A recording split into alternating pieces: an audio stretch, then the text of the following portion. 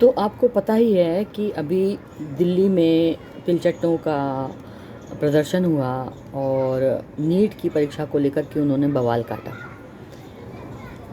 प्रधानमंत्री को बहुत ही असम्मानजनक अभद्र भाषा का प्रयोग उनके द्वारा, जो उनके अनुसार छात्र हैं तथाकथित, जो कि छात्र नहीं हैं, मतलब नीट से उनका कोई सीधा ताल्लुक़ नहीं है। वो आधे से ज़्यादा उसमें अधेड़ उम्र के लोग हैं और उपद्रवी हैं, पत्थरबाज हैं, ठीक है, जो अनेक समय समय पर सरकार विरोधी जो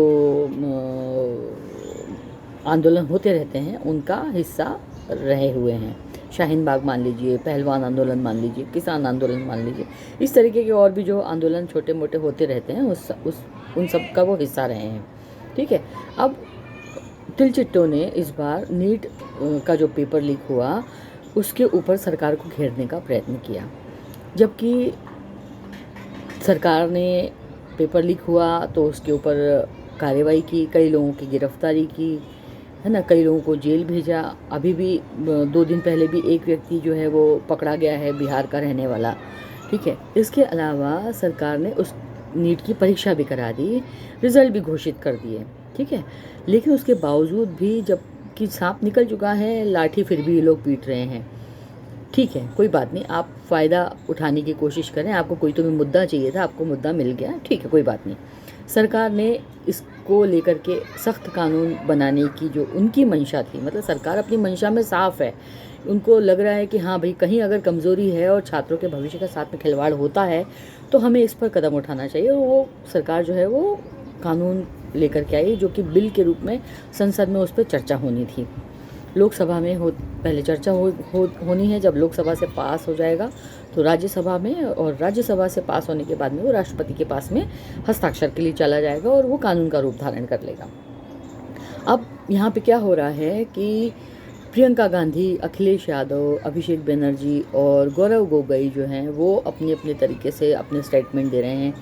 गौरव गोगोई ने कहा है कि सरकार शिक्षा में सुधार नहीं चाहती। अब अगर सरकार सुधार नहीं चाहती तो वो कानून लेकर के आती क्या? नहीं लेके आती ना। क्या इन तिलचट्टों की मांग स्वीकार करती? क्या शिक्षा मंत्री का इस्तीफ़ा लेती? क्या इनके जो उद्यमी और अराजक तत्व थे उनके खिलाफ जो केस जो थे उनको वापस लेती? सरकार ने उन्हें सरकार जानती है कि वो सारे स्टूडेंट नहीं हैं, लेकिन फिर भी सरकार ने केस उनके ऊपर जो लगे थे उसको वापस ले लिया, ठीक है। उसके बाद में भी गौरव गोगोई सरकार की मंशा पर शक कर रहे हैं, ठीक है। प्रियंका गांधी भी वो बोल रही हैं कि वो छात्रों की आवाज़ दबाने का अधिकार सरकार को किसने दिया, ठीक है। अभिषेक बनर्जी भी बोल रहे हैं कि गवर्नेंस फेल हो तो कानून बदल दो, ठीक है। अब आप समझिए कि जितेंद्र सिंह और बांसुरी स्वराज जो हैं वो पारदर्शिता और ईमानदारी से ये बोल रहे हैं कि सरकार जो है शिक्षा सुधार चाहती है, कानूनों में सुधार चाहती है, साथ साथ में जो भी कल्प्रेट हैं उनके ऊपर उन पर सख्त कानून उनके ऊपर लेके आई है, 10 करोड़ का जुर्माना लेके आई है, 10 साल की जेल लेकर के आई है। पर जो विपक्ष है वो चर्चा से भाग रहा है, वो लगातार हंगामा कर रहा है। इसके पीछे क्या कारण है, ज़रा सोचिएगा कि बाहर कुछ और बोलते हैं, प्रेस में कुछ और बोलते हैं, और दूसरी तरफ जो है वो कानून बनने की राह में अड़ंगे डालते हैं। तो कुछ तो हित होगा इनका ना, विपक्ष ऐसा क्यों कर रहा है? तो ज़रा सोचिएगा, हम भी इस पर चर्चा करेंगे। तो सरकार तो संसद में चर्चा करवा रही है, ये इस बात का सबूत है कि सरकार युवाओं और परीक्षार्थियों के भविष्य को लेकर के बहुत ही गंभीर है।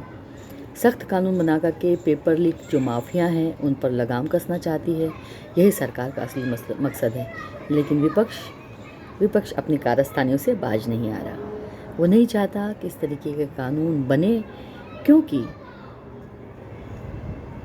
90% कॉलेजेस में जो मेडिकल कॉलेजेस हैं उस पर एकाधिकार, जो प्राइवेट कॉलेजेस हैं उन पर एकाधिकार किसका है? कांग्रेसियों का। तो अगर वो धांधली करेंगे तो डेफिनेटली उन पर नकेल कसी जाएगी।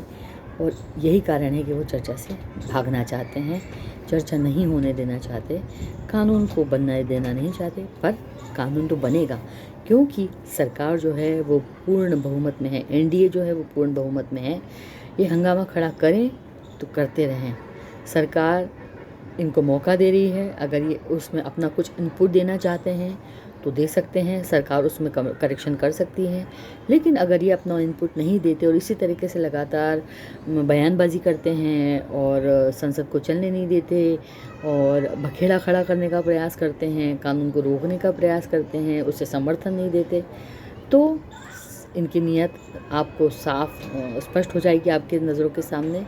और सरकार जो है फिर भी कानून पास कर देगी, क्योंकि सरकार के पास में स्पष्ट बहुमत है। तो सरकार को इनके किसी भी दबाव में आने की आवश्यकता नहीं है, और इसीलिए चुनी हुई सरकार है, इसीलिए ये इतने सालों से सत्ता में दूर हैं। और वही छटपटाहट इनके मोर्चों में जाहिर होती है जब ये नरेंद्र मोदी के लिए भद्दी भाषा का, गंदी भाषा का प्रयोग करते हैं। चोर है, फलाना है, नरेंद्र मोदी को मारो, उनको गंदी माँ बहन की गालियाँ दो। ये बहुत ही, और आपके मुंह से एक शब्द नहीं निकल रहा है ऐसे ख़राब लोगों के लिए। आप उनके ऊपर लांछन लगा रहे हैं। आप अखिलेश यादव ने भी अभी जो वक्तव्य दिया उसमें बोला कि आप जब मंदिर का चढ़ावा नहीं बचा पा रहे हैं तो आप पेपर लीक कैसे बचा पाएंगे। तो मंदिर का चढ़ावे से पेपर लीक का कोई संबंध नहीं है। सरकार उसके लिए जो चढ़ावा है उसमें न तो बीजेपी का एक सदस्य है, न ट्रस्ट में बीजेपी का एक भी सदस्य है, न राज्य सरकार का है कोई भी व्यक्ति उसमें, न केंद्र सरकार का कोई भी व्यक्ति है। तो आप बीजेपी पे कैसे लांछन लगा सकते हो। तो बीजेपी तो उसमें बिल्कुल भी दोषी नहीं है। और जहाँ तक आती है पेपर लीक की बात, तो सरकार ने अपनी अकाउंटेबिलिटी ली है, शिक्षा मंत्री ने अपना इस्तीफ़ा दिया है, और सरकार उसके ऊपर जो कड़क कानून है वो लेकर के आ रही है। सरकार आपने पहले क्यों नहीं लेके आया। अब कुछ लोगों का बयान ये है कि 2014 में अरे भाई, जब समस्या आएगी तभी तो उसका समाधान खोजा जाएगा ना। उसके पहले भी आपकी सरकारें थी, हाँ, आपने क्या किया उसके लिए। आपने कुछ आप भी तो ला सकते थे ना। अगर आपकी अकाउंटेबिलिटी होती तो आप तब ले आते, क्यों नहीं लेकर के आए। आज आपकी उस लच्चर व्यवस्था की वजह से तो आज ये दिन हमको देखना पड़ रहा है। तब भी सरकार प्रतिबद्ध है और वो उसके ऊपर कानून बना रही है। तो युवाओं से मेरी अपील है कि अपने आँखें खोलिए, ध्यान दीजिए, आप गलत लोगों के बहकावे में तो नहीं आ रहे हैं। और जो देश विरोधी ताकतें हैं, जो ब्रेन वॉश्ड लोग हैं, उनका तो कुछ नहीं किया जा सकता, उनको तो डंडे से ही सुधारा जा सकता है।